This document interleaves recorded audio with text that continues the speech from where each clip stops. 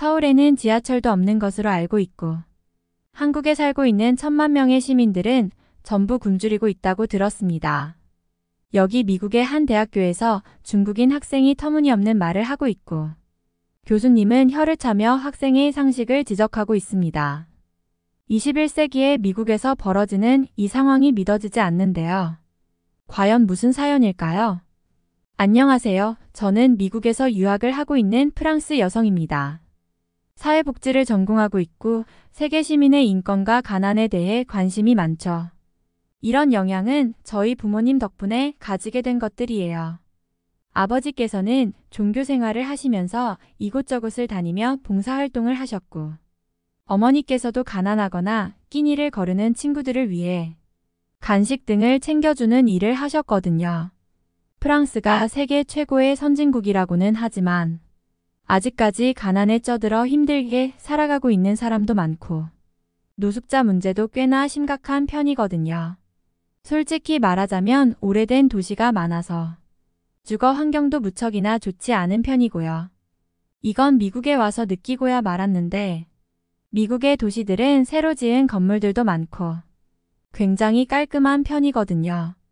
가끔 쥐나 바퀴벌레가 나오는 것은 프랑스와 비슷하지만 그래도 이 정도면 굉장히 만족할 만합니다. 미국으로 유학 온 이유는 깔끔한 곳에서 공부를 하고 싶었던 것도 있지만 세계의 가난한 사람들을 돕기 위해 더욱 넓은 세상에서 공부하고 싶었기 때문이죠. 미국은 전 세계의 똑똑한 인재들이 모이는 곳이라고 생각하고 실제로도 저희 학교에 유능한 친구들이 많으니까요. 프랑스에서 고등학교를 다닐 때 시골이나 노숙자 시설에서 많은 봉사를 했는데 미국에서 더 새로운 사람들을 만나면서 봉사하고 싶었는데요. 실제로 미국에는 가난하거나 도움의 손길이 필요한 사람이 많더라고요. 미국에서 봉사활동을 하려다 보니 프랑스와는 또 다른 문제들이 보이기 시작했어요. 미국은 세계 경제 대국이고 엄청난 부자들이 많은 나라라고 생각했는데 실제로 살다 보니 부와 빈곤의 격차가 어마어마하다는 것을 느끼게 되었죠. 제가 학교 주변을 돌아다니다 보면 길거리에서 잠을 자는 사람들을 쉽게 볼 수 있고 그들을 돕기 위한 자원봉사 단체도 많긴 하지만 이게 근본적인 해결책은 아니라는 생각이 들었어요. 프랑스에서도 비슷한 경험을 했지만 미국은 그 스케일이 훨씬 크다는 걸 체감하고 있죠. 그리고 어딘가 모르게 이곳 사람들은 그런 현실에 익숙해져 있는 것처럼 보여서 더 놀랐습니다. 미국 학교의 교수님 또한 미국의 현실은 그런 상황이라고 하셨고 그런 현실에서는 봉사를 해도 무언가 해결책이 나오지 않는 것 같아서 괜한 손길을 뻗는 기분마저 들더라고요. 그래서 저는 미국에서의 봉사활동에 대해 다시 생각하게 되었어요. 단순히 일회성으로 누군가를 돕는 것으로는 부족하다는 걸 깨달았죠. 가난과 불평등은 그저 누군가가 배고픔을 해결하는 것만으로 끝나는 문제가 아니더라고요. 미국의 부유한 도시에 살면서 동시에 엄청난 빈곤을 눈앞에서 마주하는 상황에서 더 근본적인 변화가 필요하다는 생각이 강하게 들었어요. 이왕 조국인 프랑스를 떠난 김에 새로운 나라에 대한 궁금증들이 생겼죠. 그러다가 찾은 나라가 바로 한국이었어요. 저와 친하게 지내게 된 중국인 친구 린즈링이 저에게 한국을 알려주었거든요. 한국은 현재 전쟁 중인 나라인데다가 수도인 서울에는 전기가 없는 동네도 많다고 했죠. 심지어 한국은 지하철이 아예 없고 모든 곳이 오래된 버스로 되어 있으며 가로등조차 없는 곳이 많기 때문에 위험한 곳이라고 하더라고요. 그런데 저는 한국이 그런 나라라고 생각해 본 적이 단 한 번도 없습니다. 한국은 굉장히 발전된 나라라고 생각했고 일본과 함께 아시아에서 잘 나가는 나라 순위에 든다고 알고 있었거든요. 그런데 린즈링은 저에게 자신의 휴대폰을 보여주면서 한국의 현실을 말해주더라고요. 한국은 전부 거짓말로 꾸며낸 나라야. 한국이라고 하는 곳들은 전부 중국의 장소들이지. 중국에서 사진을 찍어두고 전부 한국이라고 우기는 양심 없는 사람들이 바로 한국 사람이야. 한국은 현재까지도 전쟁이 끝나지 않은 나라이고 서로 미사일 공격을 하면서 전쟁을 이어가고 있는 나라야. 그런 곳에서 어떻게 지하철을 만들고 전기불을 비추겠어? 밤에 불을 켜고 있다면 당장 적군에게 공격당할 것이 뻔하잖아. 만약 너가 프랑스에서 전쟁 중인데 밤에 불을 켜고 있을 거냐고? 그리고 전기를 과연 사용할 수가 있을까? 지하철도 다닐 수가 있고? 저는 이런 말을 듣자 정말 한국에 대해 다시 생각하게 되었습니다. 실제로 한국은 전쟁 중인 나라라고 하고 그런 나라에서 경제 발전을 이루는 것은 꿈도 못 꾸는 것이 맞잖아요. 심지어 한국의 모든 남성들은 군대에 다녀온다고 하고 얼마 전에도 서울에서 수많은 군대가 지나가는 행사가 있었다고 하죠. 갑자기 한국 사람들이 가엾게 느껴지고 무언가 도와줘야 할 것만 같더라고요. 그들은 분명 전쟁의 상처와 아픔 속에서 굶주리고 있을 것이 분명했고 지금도 하루에 한 끼를 못 먹는 불쌍한 사람들이 넘쳐날 것만 같았죠. 미국에서 학교를 다니면서 미국인에게 봉사하는 것은 괜히 부유한 사람들에게 일손을 덜어주는 느낌만 주었는데 그런 가난한 나라에서 봉사를 하는 것이야말로 저의 꿈인 봉사하고 사는 삶을 실천하는 일이라고 생각이 들었습니다. 그런데 저의 이런 생각들은 수업 시간에 완전히 깨지고야 말았습니다. 린즈린과 함께 복지와 세계라는 수업을 듣던 수업 시간에 정말 큰일이 있었거든요. 교수님께서는 세계에는 정말 많은 사람들이 도움을 필요로 하는데 아시아에서는 하나의 나라가 가장 눈에 띈다면서 보여주셨거든요. 그 나라는 바로 중국이었습니다. 중국에는 1,000만 명이 넘는 빈곤한 사람들이 있고 호화로운 사람들과 대비될 정도로 많은 사람들이 가난과 굶주림 때문에 죽어간다고요. 저는 갑자기 황당하다는 생각이 들었습니다. 린즈링이 말한 1,000만 명의 사람들은 서울에서 굶주리고 있다고 했는데 서울은 한국이지 중국이 아니잖아요. 역시나 린즈링이 굉장히 당황스러운 표정으로 교수님께 질문을 하더라고요. 린즈링은 교수님께 질문을 던졌습니다. 교수님, 제가 한국에 대해 들은 이야기와는 전혀 다른 것 같습니다. 제가 알고 있던 것은 한국에서 전쟁 때문에 사람들이 굶주리고 있다는 것인데 교수님께서는 중국의 빈곤에 대해 말씀하셨잖아요. 중국이라니요? 아니, 중국은 세계 최강국입니다. 사실 미국에 와서도 느꼈지만 중국이 훨씬 미국보다 강하고 잘 사는 나라입니다. 교수님은 고개를 끄덕이며 천천히 설명하기 시작했습니다. 한국은 지금 세계에서 가장 빠르게 발전하고 있는 나라 중 하나입니다. 전쟁의 상처는 여전히 남아있지만 그럼에도 불구하고 한국은 경제적 번영과 사회적 발전을 이루었습니다. 서울은 현대적인 도시이며 지하철과 같은 교통 시스템도 잘 발달되어 있습니다. 하지만 중국의 경우는 다른 현실이 존재합니다. 빈곤 문제는 여전히 심각하며 많은 사람들이 기본적인 생활을 영위하기 어려운 상황입니다. 중국과 미국을 비교했을 때에 어느 나라가 우수한지 말하기는 어렵지만 중국이 미국보다 나은 나라라고 말하는 것은 잘못된 것이죠. 수업이 진행될수록 린즈링의 얼굴은 점점 더 어두워졌습니다. 교수님이 그가 가지고 있던 고정관념을 박살내고 있었기 때문입니다. 아니, 교수님, 서울에는 지하철도 없고 전기도 없고 수도도 없습니다. 한국은 정말 가난한 나라이고 중국 사람들 모두가 그렇게 알고 있어요. 인터넷이나 와이파이는 당연히 찾아보기 힘들고 최상류층만 스마트폰을 들고 다니는 혜택을 누리고 있습니다. 물론 집에도 전화기가 없고 냉장고가 없기 때문에 구덩이를 파서 음식을 보관하죠. 저는 한국에 대해서 그 누구보다 잘 알고 있는 아시아 사람입니다. 한국은 중국의 도시를 한국이라고 속이면서 세계인을 현혹하고 있고 한국어라는 중국 소수민족의 언어를 사용하면서 한국인 행세를 하죠. 한국은 너무 작고 약한 소국 중의 소국인데 어째서 경제 발전이 잘 되었다고 하십니까? 교수님은 계속해서 설명을 이어갔습니다. 물론 굉장히 황당하고 뭐 저런 녀석이 있냐는 표정이더라고요. 저는 이때까지만 해도 교수님의 말씀이 틀릴 수도 있다는 생각을 했습니다. 린즈링에게 많은 이야기를 전해 들었고 그녀의 말도 타당하다고 생각했었으니까요. 교수님은 침착하게 대답을 이어갔습니다. 린즈링, 사실 한국은 전 세계에서 가장 기술적으로 발전한 나라 중 하나이며 경제적으로도 많은 성과를 이루었습니다. 현재의 한국은 스마트폰과 IT 기술, 그리고 대중교통 시스템이 잘 갖춰진 나라입니다. 서울은 교통체계가 매우 발달해 있으며 지하철은 그 좋은 예입니다. 서울의 지하철은 매일 수백만 명이 이용하고 있고 세계에서 가장 효율적인 시스템 중 하나로 평가받고 있습니다.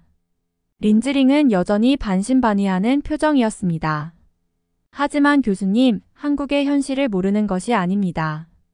많은 사람들이 어려움에 처해 있다는 것은 정말입니다. 소수의 사람들만 부유해지면서 많은 사람들이 상대적 가난을 겪고 있다는 이야기를 들어본 적이 있어요. 무태도 한국의 절반 가까운 국민들은 추위와 더위에 맞서 싸우며 불행하게 살고 있죠. 교수님은 고개를 끄덕이며 다시 설명을 시작했습니다. 맞습니다. 한국의 발전에도 불구하고 빈곤 문제와 사회적 불평등은 여전히 존재합니다. 하지만 한국은 지속적으로 그 문제를 해결하기 위한 노력을 기울이고 있습니다. 복지 시스템이 강화되고 있으며 사회적 안전망은 세계 최고 수준이거든요. 한국의 저소득층을 위한 지원 프로그램도 다양해지고 있죠. 그리고 절반의 인구가 가난한 것은 아닙니다.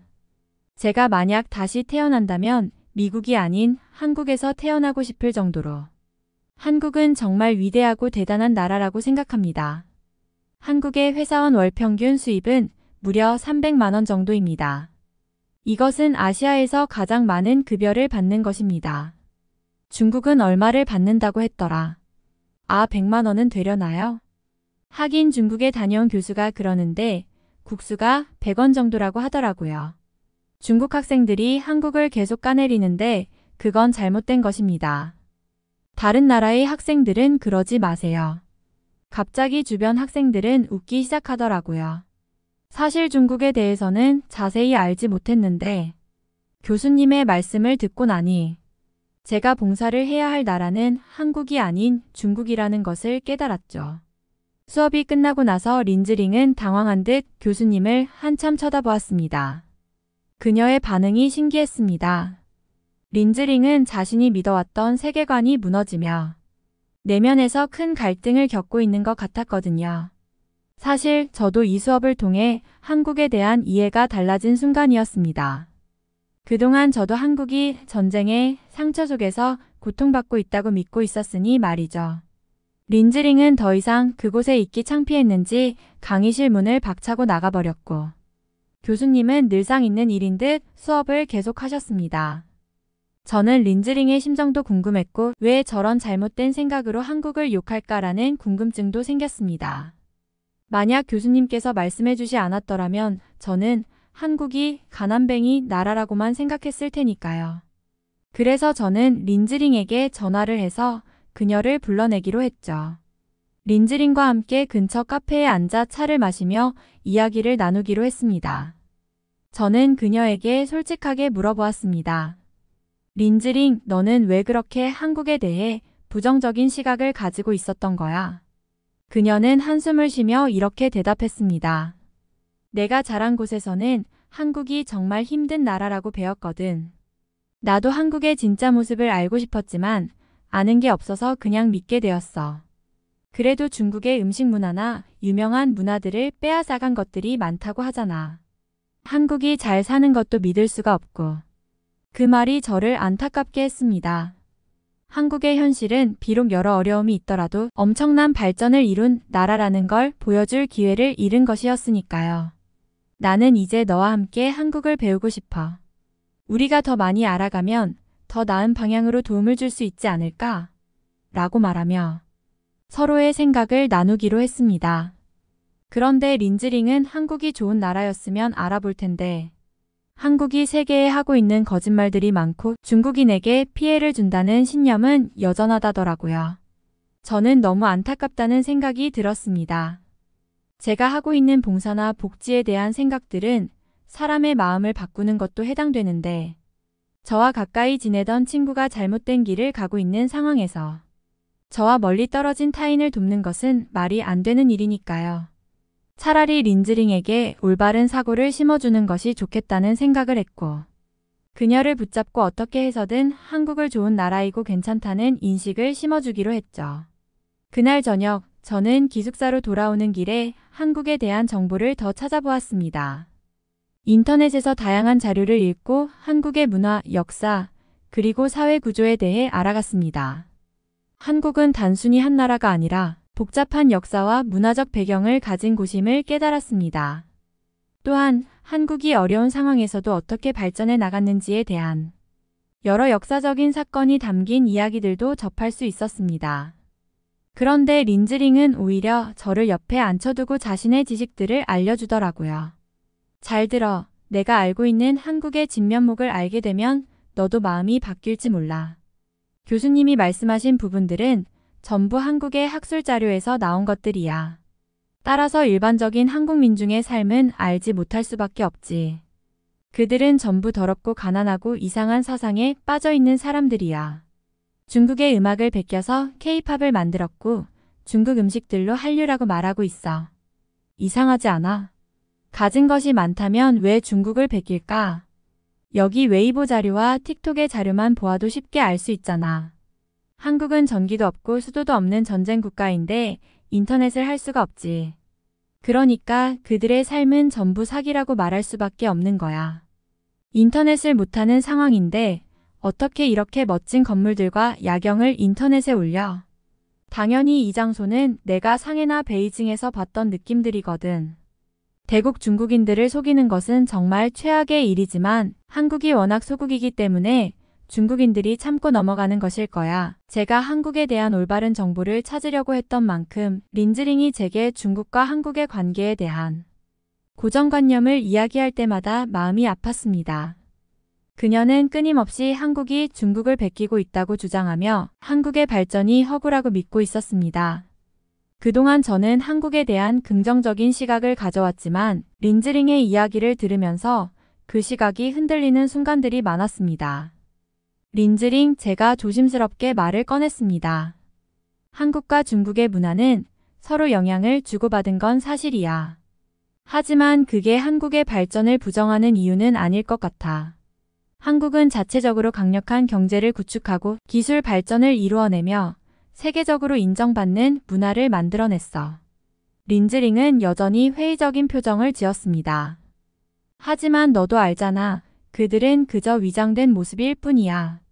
한국은 오랜 전쟁의 상처를 안고 있다고 했는데 어떻게 그들이 그렇게 발전할 수 있어? 그건 전부 조작된 이미지야. 그렇지 않아. 한국의 발전은 많은 사람들의 노력과 희생으로 이루어진 거야. 전쟁의 아픔을 겪으면서도 그들은 다시 일어섰고 그 과정에서 많은 성취를 이뤄냈어. 한국의 K-팝, 영화, 음식, 그리고 전통 문화는 전 세계적으로 사랑받고 있어.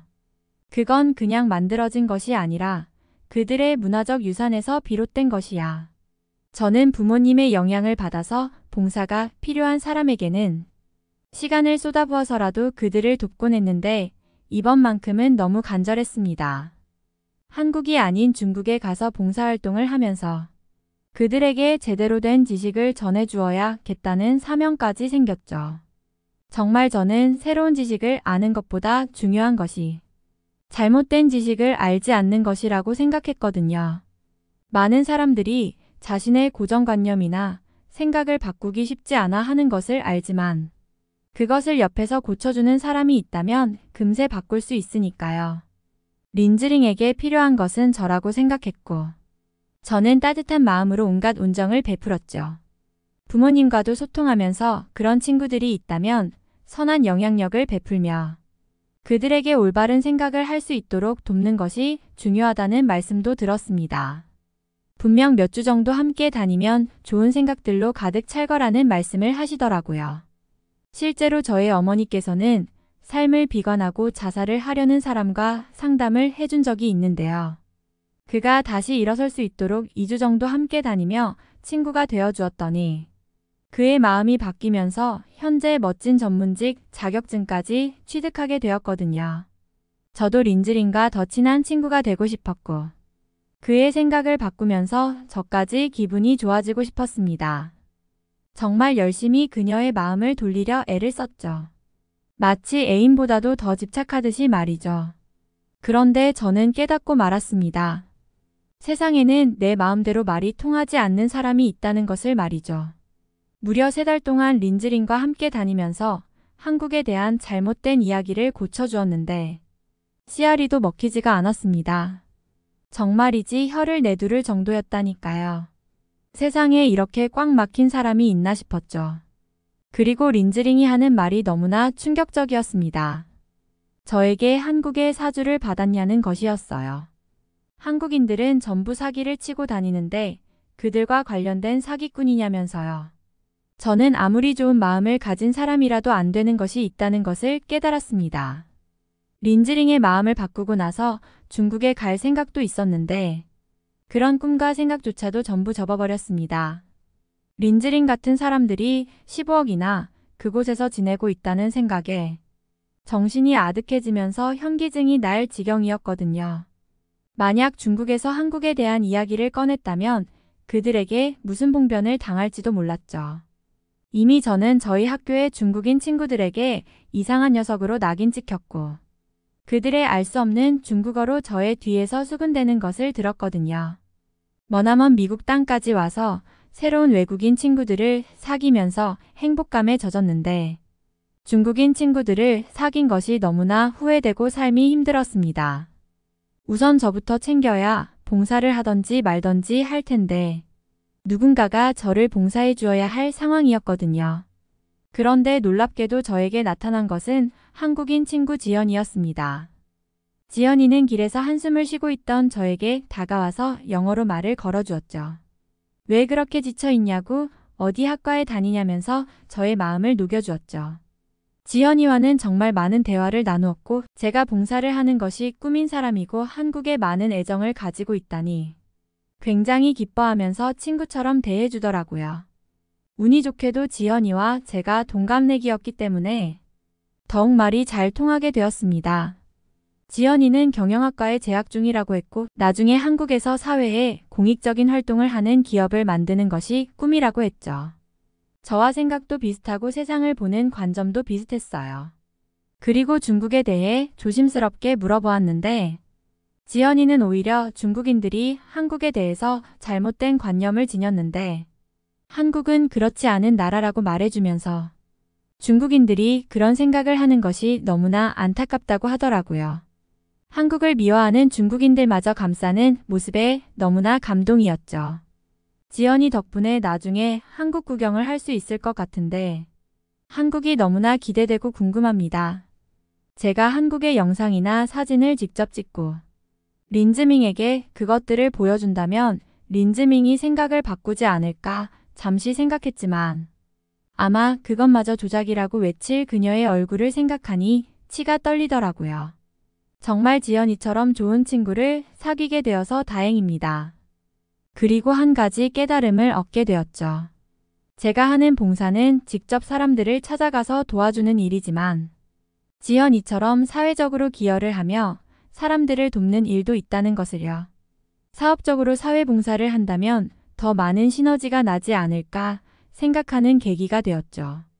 나중에 제가 어떤 삶을 살게 될지는 모르지만 아마 한국과 관련된 일을 하며 한국을 들락거리는 삶을 살지 않을까 생각합니다.